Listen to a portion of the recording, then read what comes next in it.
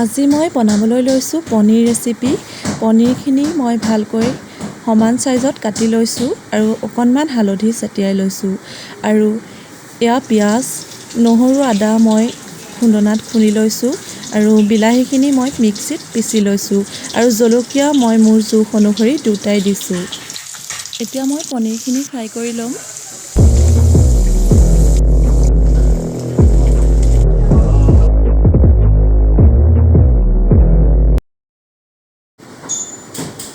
একেখিনি তেলতে মই পিঁয়াজ, নহৰু, আদা গোটেইখিনি দি ফ্ৰাই কৰি ল'ম।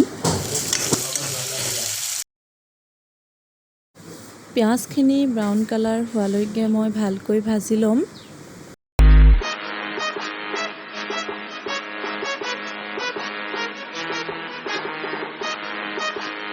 পিঁয়াজখিনি অলপ কালাৰ আহিছে। এতিয়া মই বিলাহী পেষ্টখিনি ইয়াতে দি দিম।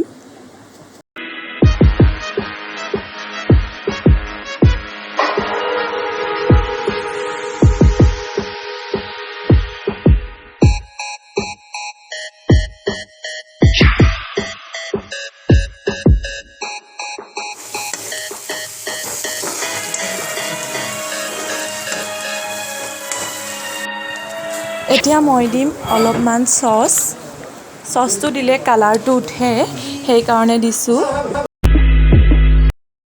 বইল কৰা কাবেলী বুট, অমিতা আৰু আলু গোটেইখিনি দি দিলোঁ। তাৰ পাছত মই দিলোঁ পনীৰখিনি আৰু অলপ টাইম উতলাৰ পাছত মই গোটেইখিনি নমাই দিম। আজি এই পনীৰ ৰেচিপিটো চাই কেনে পালে জনাবলৈ নাপাহৰিব। লাইক, কমেণ্ট, শ্বেয়াৰ, ছাবস্ক্ৰাইব কৰি দিব। ঠিক আছে নহ'লে আজিলৈ বাই বাই।